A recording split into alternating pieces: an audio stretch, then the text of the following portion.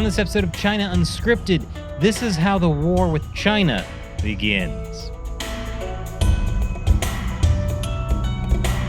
Welcome to China Unscripted. I'm Chris Chappell. And I'm Matt Ganeshta.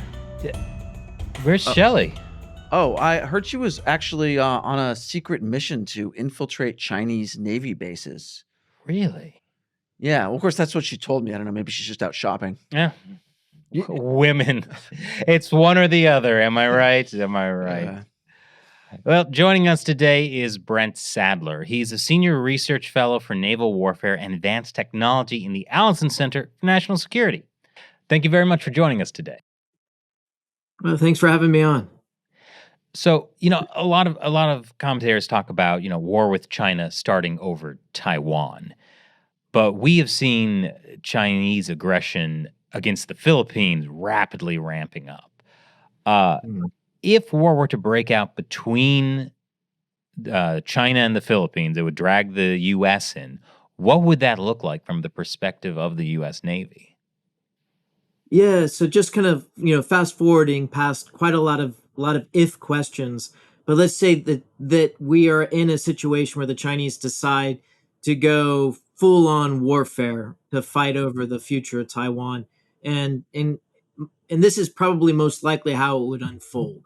Once they've made that decision, there would probably be a period of a blockade where the Chinese would try to cut off the island and basically make it clear that there's going to be a very large cost by anyone trying to come into to resupply the island. And that'll probably be the first phase. But what's quietly going on behind the curtain is the Chinese are getting all their troops ready, loading up on amphibious assault vessels, but also even commercial ferries from various parts throughout China. And that probably won't go unnoticed, but it will happen within days if they decide for an invasion. So that activity will be happening about the same time. The other thing that's going to happen about the same time is you have anywhere between 50 to 80,000 American citizens, and they're Japanese, there's Europeans, but 50 to 80,000 American citizens that are stuck on the island with no way to get out. And so there's going to be calls for the U.S. to try to bring people home, get them out, or have their safety. There's just not enough ships and aircraft, even if the Chinese opened up the doors, I think that would actually fit their timelines. So keep that in the back of your mind, because the next phase is the Chinese launch military attacks.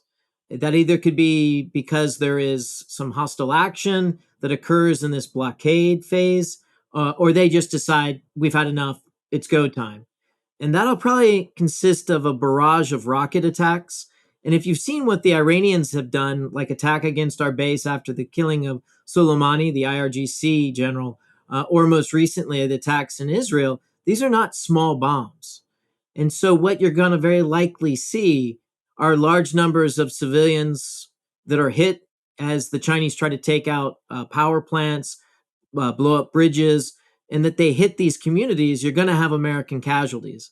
And so there's going to be a very loud public outcry in the United States to do something, because China is killing American citizens, men, women, and children, and the aged that are living in Taiwan. And so it's going to be political imperative. I don't see any way that the United States doesn't have its hand forced. And it also makes strategic sense to prevent a Chinese victory in Taiwan. So 2 reasons. Very likely how it would unfold in the first week of the war. So there's been a lot of talk about China blockading Taiwan. Is that an act of war? Yes. That's probably the easiest way to think about it. And the Chinese they're now demonstrating it for the whole world to see. The last couple of iterations of like the response to Speaker Pelosi's visit to Taipei, then President Tsai Ing-wen's visit to the United States and meeting with Republican Speaker of the House, similar kind of demonstrations. They've shown this is how they're going to go about attacking Taiwan. So if a blockade, though, like if no shots are fired, right? Is the blockade an act of war? Is it enough to get the U.S. to go do something, or does the U.S. politically speaking have to wait until there's actual shots fired, or can the U.S. be the first one to open fire on a blockade? Like what? It just seems like that actually hamstrings us a little bit. So it's like the Cuban Missile Crisis, where we're playing the Soviets and the Chinese are playing the Americans, because the Chinese are going to. So a blockade technically is an act of war, but there could be all kinds of like nuance and terminology, but it is an act of war. But that's not enough for, say, the Japanese, United States, and other allies to take military action in and of itself. It didn't happen in the 60s. It probably wouldn't happen in the 2020s either over Taiwan, unless something untoward happens, like someone getting shot up, aircraft getting shot down, or something like that. Do you think the U.S. would honor the blockade, or would they try to get ships in? I think we would ignore the blockade and steam right on in. It would probably be an escorted attempt. There might be like lone ships that get either boarded and impounded in mainland China. But I could see an initial effort for U.S. vessels to escort ships into and out of, say, Kaohsiung in the south of China, or Taiwan, rather. Hmm. Now, I guess the big question is it's been basically 80 years since there's been any real serious naval battles. Where does the U.S. Navy, the PLA Navy stand as far as preparedness for actual naval combat? Yeah, I mean, this is the point that I always make, because often it's said as, oh, well, the United States military is so much better prepared and more experienced in war fighting. Yeah, going after counterinsurgencies, yes, in the deserts of Iraq, Syria, and maybe Afghanistan. But as you mentioned, naval war is something like major naval war. That's something that we haven't seen since the Pacific War in World War II, 1945. So both navies would be inexperienced in living memory, but the United States Navy, because of its World War II experience, there are certain things that are still written in blood in its ship design. So some aspects of the way we build our ships might play out a little bit more survivable in an actual gunfight with the Chinese, but we don't have enough ships to really make that good enough to assure that we have what we need to prevail in a war with China. So good ship design is an artifact of World War II experience. Well, I guess maybe it's a good idea for the audience to sort of have a sense of if this naval war happens, how does the PLA Navy and the U.S. Navy stack up? Because I know currently PLA Navy is the biggest as far as number of ships. Yes. So the first thing that I always caution, because I've had this question but numerous like senators and Congress members, is don't mirror. It's not a good analogy to say, okay, a U.S. destroyer versus a Chinese destroyer. That's not how we're going to fight. And it's also the geography doesn't make sense either. You're not going to have, it's not going to be like John Paul Jones finding like a British ship and going after that one British ship. It's going to operate very differently. So for the U.S. side, it's how does the U.S. Joint Force play? And unfortunately, the Marine Corps and the Army are only in recent years getting the type of capabilities that they could actually play in a naval war. In other words, long-range anti-ship cruise missiles that they can be operating in the Philippines, southern Japan. So they're not in our equation. The Air Force has some capability to put anti-ship missiles on it, but they got to get closer to the fight, and they're also at a disadvantage. So it boils down to what does the Navy bring and how does the Navy fight? And that's aircraft carriers and ships. On the Chinese side, it's not just the PLA Navy, which has been larger than the U.S. Navy since 2015, has a largely modernized Navy. Unproven, but so are we in a modern naval warfare. But they're not going to operate by themselves. They have the rocket forces. This is the long range anti ship ballistic missiles that they're going to be launching from mainland China. Got to add that into the mix. You're going to have Chinese Air Force. They don't have a large bomber force, but they do have a bomber force that will come out with long-range anti-ship ballistic missiles they can launch from an aircraft and cruise missiles. So it's it's the US Navy versus the Chinese rocket forces, their air force and their navy, and they're going to operate probably closer in. They might come out to the Philippine Sea. They may send nuclear submarines out further to go after our logistics ships. I'd almost bet on that. So when you stack them up, we have to prevent them prevailing in Taiwan. We have some advantages to do that, um, mostly in the undersea. The Chinese have the ability to take over Taiwan, or at least to get forces on there. But the big question, and again, this is because it's the United States' advantages, if we actually sustain a long war, and again, this is going to be a multiple year long war. Just look at Ukraine right now. This is going to be a long, bloody war. It's not going to be over in 90 days. And that plays to the US advantages because the Chinese are probably going to have a problem sustaining any type of occupation or combat operations in Taiwan. One of the advantages China may have in a war is that the government does not need to care about public opinion. Is that an advantage for the CCP? It is to an extent. I mean, they are an authoritarian regime, communist regime. Um, to a certain extent, they have to worry about political control. And if it looks like they're losing, then an authoritarian regime tends to be more brittle historically. So if they look like they're losing control of the war, then internal adversaries might start profit seeking or seizing an opportunity to basically cause problems or to go their own way or to take power from the Chinese Communist Party. So whether it's real or not, it's very real in the leadership of the Chinese Communist Party. It could also be an internal coup. So it's not as much of an advantage as one might think. Well, I know something that's brought up a lot when talking about China's military is that it's primarily made up of only children because China had a one-child policy, and that this is actually a great weakness of their military. That if Chinese parents start seeing that their only children are getting killed in a war, that actually could, despite the CCP being an authoritarian regime that can, to an extent, ignore public opinion, this would be very destabilizing. Yeah, I don't put too much stock on that. I mean, there are a lot of Chinese families that are sending their only sons to and happily to join the PLA. There's also a large number who are trying to hide from that or to avoid it at all cost. You got a country that's well over 1 billion citizens. There's going to be a fair number of Chinese that are patriotic and will go do what they're told and join the military. Um, the quality of those recruits is another question, but I wouldn't doubt their patriotism, at least in the early stages.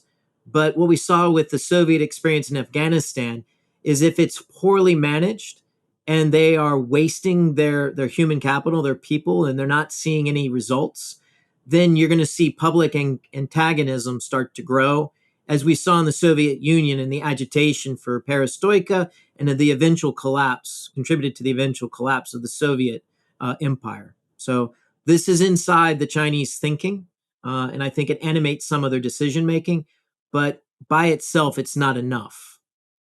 I want to touch on something you said earlier, which is that if U.S. civilians are killed in Taiwan, then it will force the U.S.'s hand to get involved. Do you think that's true regardless of who the president is at the time? Oh, absolutely. I mean, I think what'll happen, and I've seen this before, to a lesser extent, but in Indonesia, when there was a lot of human catastrophe and people being killed in East Timor, not a lot of American citizens, but the political agitation in a case where you've got American citizens and children that potentially on social media and on TV that are blown to pieces. The American public will demand for their elected members to take action. The pressure from Congress and from the American public on any president, Democrat, Republican, Biden, or Trump, is going to be so great that no matter who the president is, their hand's going to be forced.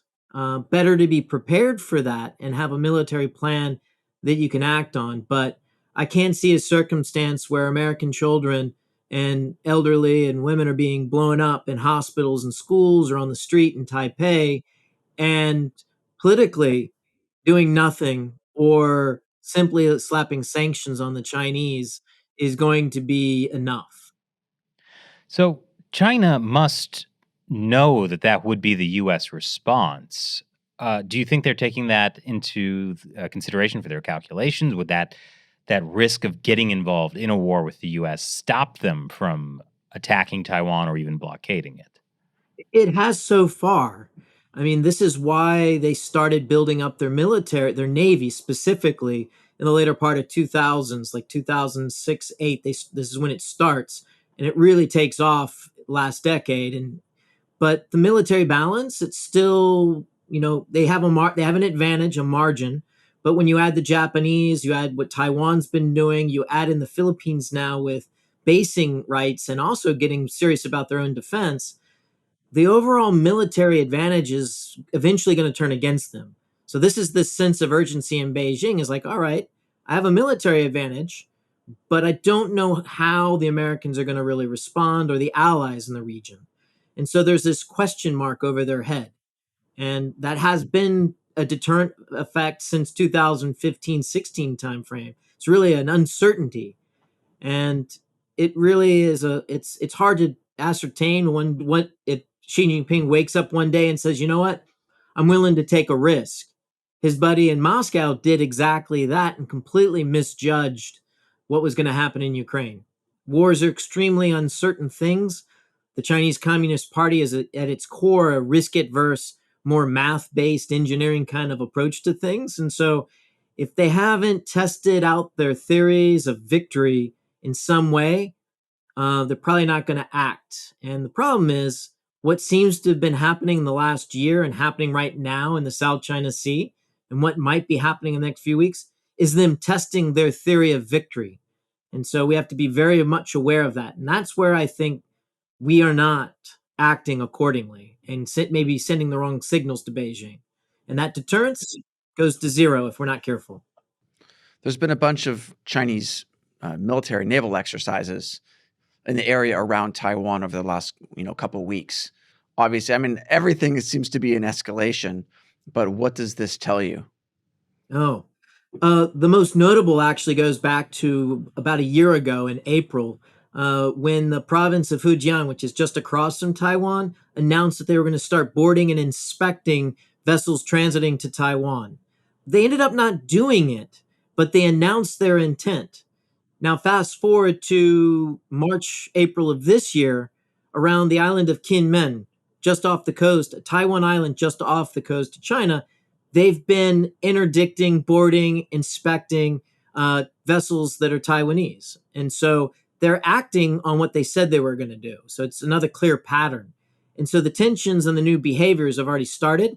I look at this as, that first step is being a blockade. They're trying to figure out and refine what that blockade would look like and how the resistance to it might play out. So this informs that too. And these military activities, they all go to refine their planning. So, what should the U.S. be doing in response to this? Well, the first thing is the White House, the president himself should have actually gotten engaged. And in none of these cases has he. So that's the first thing, is to basically tell Beijing, you got my attention and it's unacceptable. The other thing that has to happen, and this one is a bit mixed, I'd say we've been better off on this, and I give it to the leadership, to the Indo-Pacific Command out in Hawaii responsible for the military forces. And that is to ensure that you have adequate naval, ground, and military forces nearby. And we've been able, for the better part of over the last 2 years, to keep two carrier strike groups in the Western Pacific. That's not an easy thing to do. And we haven't done that in a sustained way before, at least in the last 10, 15 years. What do you mean it's not an easy thing to do to keep carrier strike groups out in the Pacific? One is the maintenance schedules and the foresight to plan it so that you maintain that. That's one. So you have it's about a 2 year window of planning to make sure that you have that built into your maintenance schedules. The other thing, and this is where it gets more problematic, military operations and exercises sometimes require you to take the carriers and move them outside, most notably the evacuation of Afghanistan. That was a time where we had no carriers for a while in the Western Pacific, again, at a time when tensions were ratcheting up. So political decisions sometimes pop up to drive the Navy, despite best laid plans, to send their ships elsewhere. So that resistance to political pressure is also very testy. And right now, we see one of those carriers leaving to go to the Middle East. So the CCP knows this, right? And so it would certainly be at their political advantage if somehow events forced U.S. carrier strike groups to move out of the Pacific and assist with some other operation. Yes. The question mark is if they start doing something in East Asia, how quick can the United States disengage and relocate back into Asia? So big exercises are coming. The carrier is sent to the Middle East, assumes nothing happens that keeps it there in the Middle East, and the Chinese ratchet up the pressure and do something a little bit more testy with this big joint exercises coming up in August. They'll be watching to see how quickly we can move our forces back into the Pacific. Where in the Middle East are these ships? Because, like, are they like Mediterranean, or are they in like the Indian Ocean? So the ship the carrier strike group that's in question is actually transiting more likely to the Arabian Sea. So it'll be between the India and, but not in the not inside the Persian Gulf, unless it's going in for a port visit. Okay, so it's not like impossibly far away, but it's definitely many days away at least, right? 7 to 10 days, depending on how they transit. Hmm. That's actually a long time in this scope of things. That makes a difference in a war. When you're 100 miles off the coast of Taiwan, when China is, and then American ships are like a week away. A week away. Now, we focused a lot on the navies of the U.S. and China. What role does the Coast Guard of each country have to play in this? Yeah, so this is this gray zone positional warfare that's been going on for the better part of the last 25 years. The Chinese want to try to set conditions, if they can, win without fighting. So if they can get everyone around them, or even Taiwan, to just acquiesce, that's victory. And the way they do that is they gradually apply pressure. They change the behaviors of fishermen, governments, either through graft and elite capture, or even just military pressure that's turned up very gradually through things like the maritime militia, which is repurposed fishing vessels with people that are part-time trained up to go out and do military naval type activities. And so the Coast Guards are kind of like the first backstop, kind of like the beat cop for the Chinese. They send in their thugs. When the thugs start getting a little bit too much pushback, the Coast Guard comes in and separates, but they always separate the two sides so that it's favorable to them. And this is what's been playing out in the South China Sea, again, for quite a while. Scarborough Shoal has been effectively under Chinese control since they reneged on a deal when they had a standoff in 2012 with the Filipinos. And so this is where the Coast Guard plays on the China side. And that's starting to change. They're starting to get an effective pushback because the Philippines, the Vietnamese, Malaysia to a lesser extent, but also Indonesia have started to invest more in their military, their naval, but also their coast guards. And the Philippines, most notably, are televising and exposing all of the activity in a public information campaign, but they also have been growing their maritime capacity, their coast guard. And so they're starting to push back more aggressively, more confidently on the maritime militia and also against the Chinese Coast Guard. That's what we saw flare up most recently in Second Thomas Shoal, where one of the Filipino sailors lost a finger. But what's happening now is the Coast Guard is starting to take a more aggressive, more direct, and so is the Chinese Navy. And so, in my mind, those countries need to continue investing and growing their Coast Guards, but they're going to have to be ready for more directly contesting Chinese vessels. This is one of the reasons why the Chinese Coast Guard vessels are so big. Many of them are repurposed naval vessels, but they're huge. So if you're going to try and push one out of the way, you have to have stronger engines and a bigger displacement. It's interesting that the incident at the Sekatama Shoal you're talking about, with the Chinese troops basically attacked with knives and spears and an axe, that instead of intimidating the Philippines, kind of galvanized the Philippine public. But these other countries, you just sort of brought up Indonesia, and I think you said Vietnam.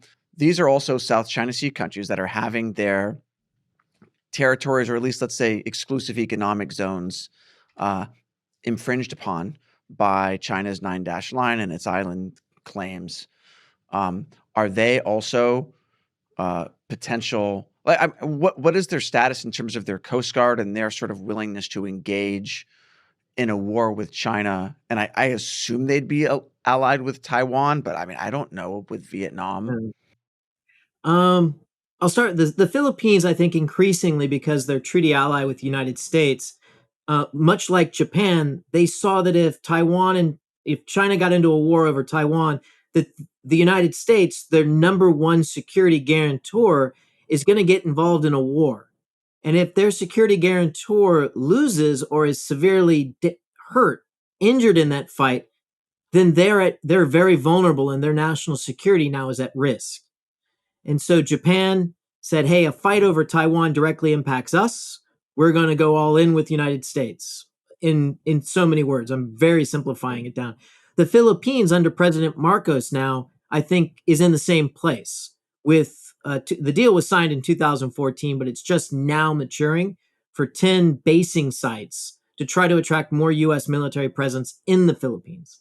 So the Philippines is going to become a platform. They don't have the capacity to fight directly, but to be a platform from which to go and complicate the Chinese war effort. So those two, I think, would be all in as best they can. But Vietnam, I don't see them coming to side with us directly. But at the same time, there's no love lost between Hanoi and Beijing. They've been building up their naval forces for some time. I think they would probably be in a passive support role and watching to see how things unfold. Maybe later, if the war is favorable to the United States, they might try and attack the Chinese and opportunistically push them out of the Paracels. These are the islands just south of Hainan Island, which they took from Vietnam in 1974. Malaysia, I think, will largely stay out of it. They're very far from where the fighting would be. Indonesia is the same way, and Natuna Island.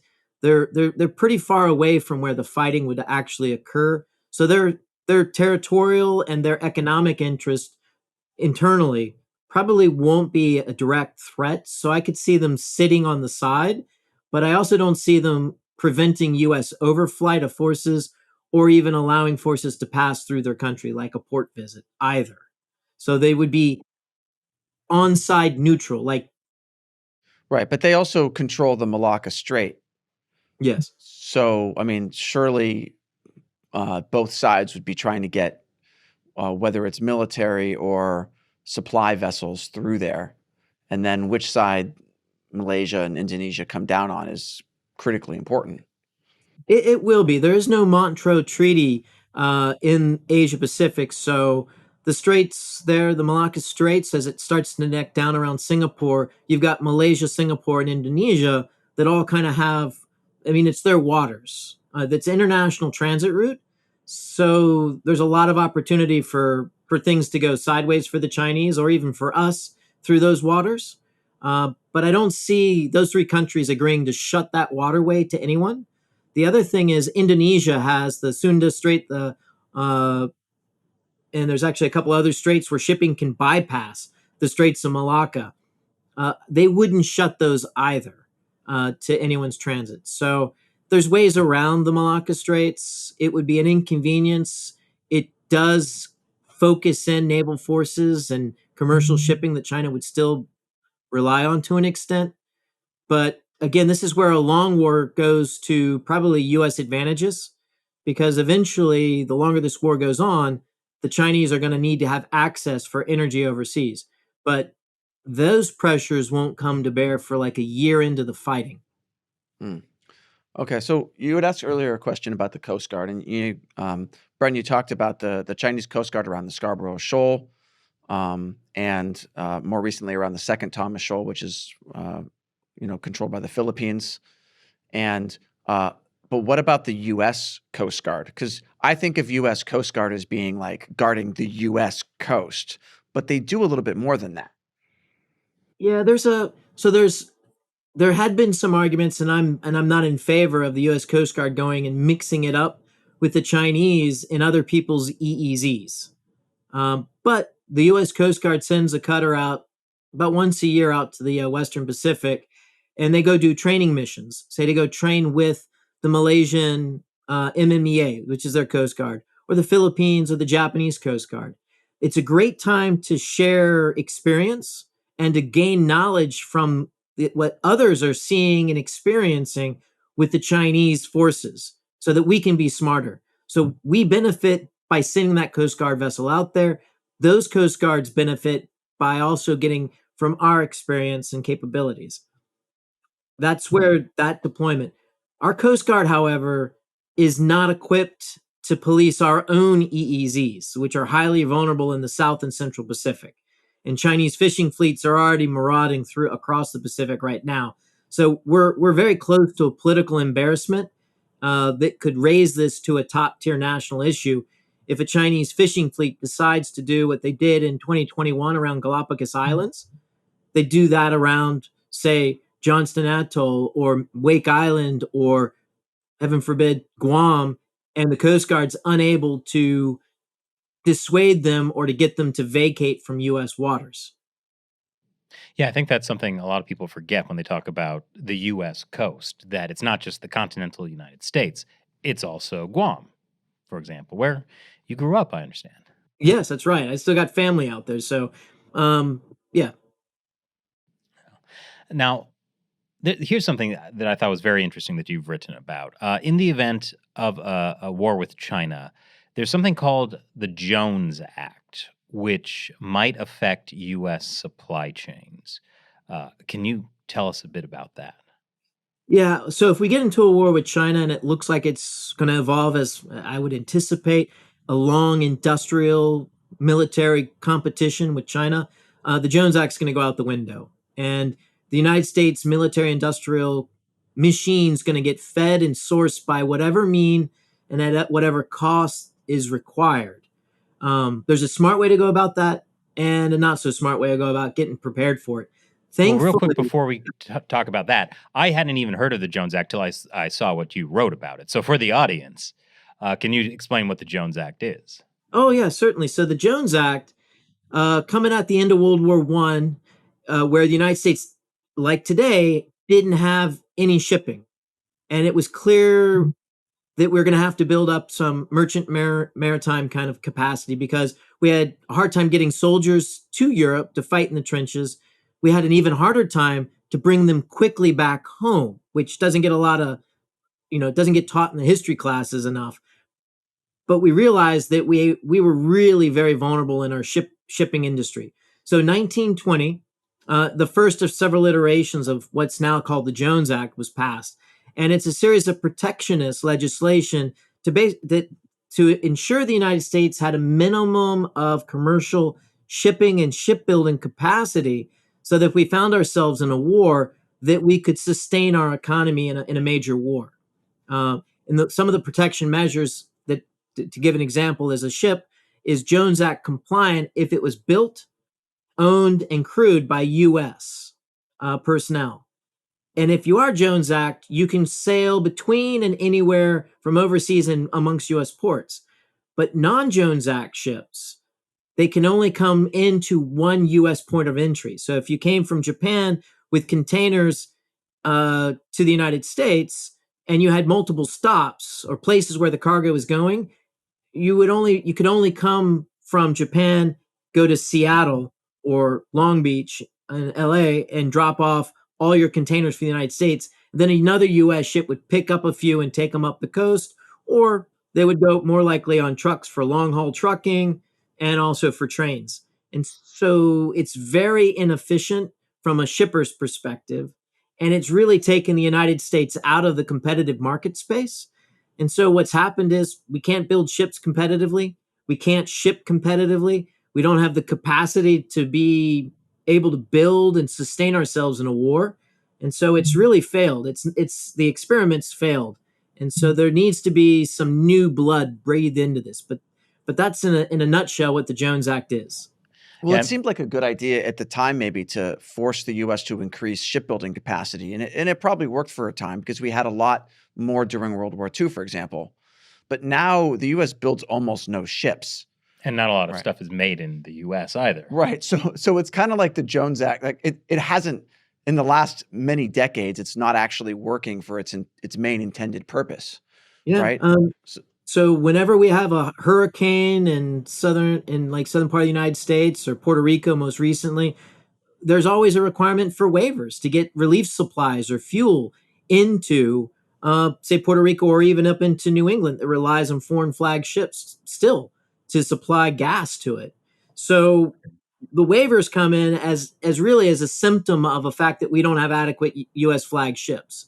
Um, the other thing about this on the Jones Act that's kind of a little bit frustrating is that at the time, up until about the late '80s, what was keeping U.S. shipping at least marginally competitive was just holding on was a thing called a construction differential subsidy (CDS), and it was the military would say we want a ship that can sail at this speed for military purposes to get across the Atlantic within 5 days. So you have to be able to go at this speed. The added cost, the engineering added cost, would be subsidized by the US government. And so shipping companies would use that to provide a comparative advantage in the marketplace. But in 1987, as the Cold War was clearly coming to an end, that final little piece that was keeping a certain small comparative advantage was taken away, and the amount of U.S. flag ships, U.S. built ships, craters, and is an example that, I mean, from my mind, that we have to be competitive and provide a comparative advantage, and it has to include how we build our ships. We have to find a way that we provide some net good that the Koreans, the Japanese alone can't do, and certainly outdo the Chinese. well, state-run media always accuses the U.S. of having a Cold War mentality. But if only we really did have that, then maybe we could get those ships built. But so to get back to what you were saying, that if there is a war with China, the Jones Act is going out the window. So there was a good way and a bad way. Yeah. So the good way, we're about 10 years late to task, probably actually 25 years, but really 10 years. Because if you're going to start making capital investments and grow your maritime industry, it's really a decade long endeavor. So the smart way to go about making sure we're ready for a major war with China in this question of having adequate shipping and shipbuilding to build naval vessels, commercial vessels, and to repair them in a fight, you need to start investing in attracting investment to build out shipyards.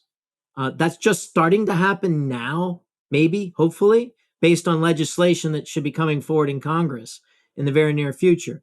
To also try to grow the number of ships that we also have access to, and doing it by giving exceptions to treaty allies like the Japanese and the South Koreans to participate as if they're Jones Act ships in certain circumstances. It needs to be much more wider in my mind, but these are the beginnings of trying to address the sea lift, the shipping needs for a long war with China. And again, it's going to take 2 to 3 years for delivery on anything that we pass in Congress. In this Congress, you're not going to see the results for another 2 or 3 years. And guess what? That takes us right up to the so-called Davidson window, where the risk of a war over Taiwan is probably at its highest. This may be related, but I know the U.S. has, they're called shipwriter agreements with a dozen Pacific Island nations.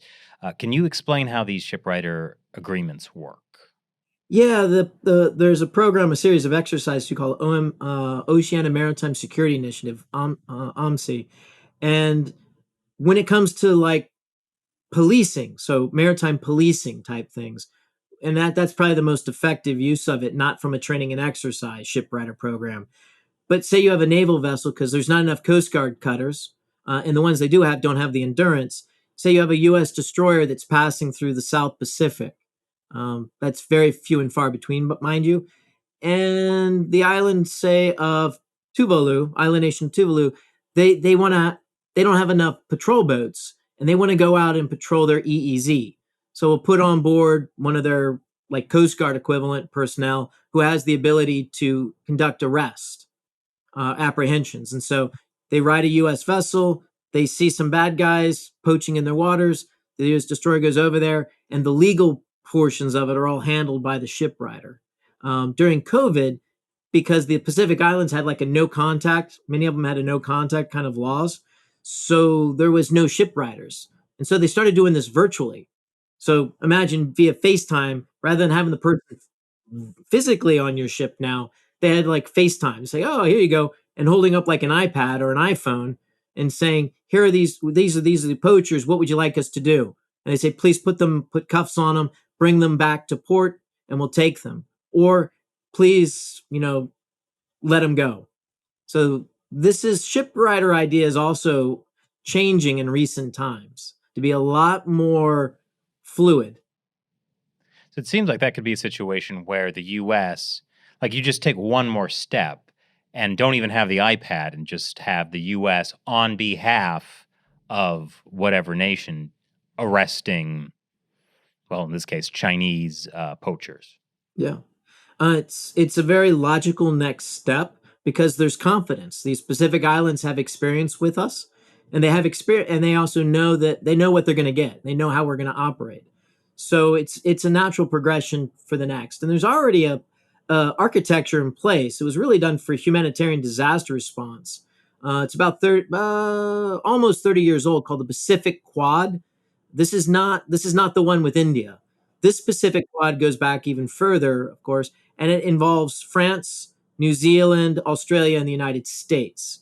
And so when there was the eruption in, I'm trying to think of, there was eruption volcano a few years ago in Pacific Islands. The response, what the mechanism was, this Pacific Quad. And so this Pacific Quad could become the backbone or the foundation for what you just described, where we're going around and we're policing our collective waters from marauding fishing poachers. So this would be a way. I know China is very active in the Pacific Island nations because they want to be able to surround Taiwan. Is this a way to prevent China from getting that side of the front, or is there another more direct way that this could be tied to the battle for Taiwan? It is connected or related, and in this positional competition that I mentioned earlier, the Chinese are trying to win without fighting, and so if they can impose costs to say, hey, look, if you're going to go to war with us, you're going to have to fight past these Pacific Islands. It's added cost. It also delays things, so it also is a operational addition. The other is if the Chinese want to start operating their nuclear submarines further into the Pacific on a sustained basis, having those bases in the South and Central Pacific makes sense because they know that's where we're most vulnerable. We don't have the ships to do convoy operations, which means our logistics chain would be very vulnerable to submarine attacks. And so this is one of the operational options that it provides them. The other thing about it is it sends a political signal to DC that the region is not yours anymore. So do you really want to contest us? And if we don't compete against the Chinese effectively in this peacetime geopolitical competition for position, then it makes it likely that other countries will also start to lean away from the United States and take either a neutral position or a more bandwagon with China if it looks like it's going to go a certain way. And it doesn't have to be countries in the Pacific. It could be countries in Africa that, maybe we could count on being less China supportive. Now there's less reason for them to be because the United States doesn't have the heft or the economic or the military muscle behind it. So it all feeds into this larger narrative. Okay, so I guess to wrap things up, you've talked a lot about what the U.S. military and the U.S. government should be doing. What can the U.S. public be doing? Yeah, so awareness is definitely important. Uh, the supply chain issues that we went through with the COVID recovery, and then with cyber attacks on the Colonial Pipeline, cyber attacks that we're seeing right now, or the response, slightly not perfect response, that's causing a lot of problems. And as news comes out, so the first thing is demand from political leadership how that they protect us from Chinese influence and from China's ability to coerce us from taking military action where it's in our best interest. And then demand from political leadership that they also give the resources needed for the military to actually deter China. And that would include a stronger maritime industrial base. And so this is where, the American public, I think, is they're awakened to the dangers because of world events, but they need to continue and work through their elected officials, because that's the only way you're going to apply pressure on the uniformed military. Well, great. Thank you so much for joining us today. Thank you. Yeah, it's funny when he was talking about how Chinese Coast Guard ships are like repurposed naval ships, because I remember when we were in the South China Sea, those ships were huge. They were frightening. Yeah, when we were on like a little tiny Filipino fishing boat, and out in the distance there were these massive Chinese Coast Guard vessels. Yeah, I was looking through like the zoom finder, and they were like this big. Oh man, it's no wonder we survived our adventures. Yeah. Well, I mean, though, to be fair, they were so intimidating that our captain of our, I don't want to call it a ship, it was like a little vessel, refused to actually try to go into the shoal. So he took us, remember, he took us around like the outside of the horseshoe shape. It's a horseshoe. And then we took like the little boats with the outboard motor, and then we like went on to and like stood on the shoal part. Yeah. But it was not actually, we couldn't actually get into the lagoon that's in the middle because of the huge Coast Guard ships that were actually possibly Navy ships repurposed. Yeah. They just got to paint them white and write China Coast Guard. It's pretty easy. Yeah, they're playing the long game. That's the main thing I get from these things. It's just that China has a clear purpose in mind, and the U.S. is possibly at least a decade behind on like actually countering these things. Right. I mean, this is like the war of two different political systems, right? Mm-hmm. Where like the U.S. political system is such that, one administration can set things in one direction, another can set it in a different direction, sometimes a totally different direction. And whereas, the CCP has kind of one directional focus. This is not a judgment on which is good or bad. And I think we'll see what works better in the long term, because the advantage to the seemingly chaotic switcheroos of the U.S. system is that the U.S. system is designed to prevent authoritarianism, right? And designed to prevent one-party rule. That's why obviously the founders, because they were looking at Mad King George and his like very bad administration of the colonies and how it was just wrecking things. Like, we're never going to have they didn't use the word authoritarian, but they never wanted to have that kind of like top-down monarchy system controlling things. And so they're like, well, let's build in some inefficiencies so that it prevents that. Whereas China's very, very efficient under the Communist Party, but that they're efficient in going in whichever direction they have chosen to go in. But if they've put all their eggs in that one basket, and that basket is, I don't know if baskets point, but if they did, they'd point in maybe the wrong direction. And that could be an absolute, complete disaster. So like the risk for China is so much higher too. It's like Brent was saying, like they're more brittle. But you could also argue that this U.S. back and forth system is leaving the U.S. totally vulnerable to a very successful Chinese invasion. Yeah, no, I mean, it could happen either way. Like I said, it remains to be seen which system is going to work better. But it's not just a matter of the ships; it's a matter of systems.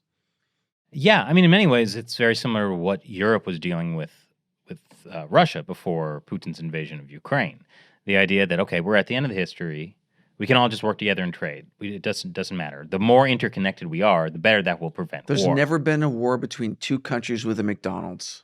Not yet. And now there has. Wait, I think I heard about like maybe it was a McDonald's in Israel and a McDonald's in Gaza, like getting into a conflict. I need to fact check this now. I need to go back, but I think there was already something about McDonald's and rival war-torn countries fighting each other. Right. Well, the future is paramilitaries of fast food chains fighting each other for control.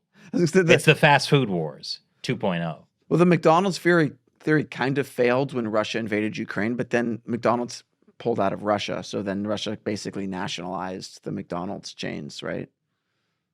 So it's just to kind of ensure that it's technically still a thing. We need more McDonald's. That's why Trump eats so much McDonald's. He's supporting peace.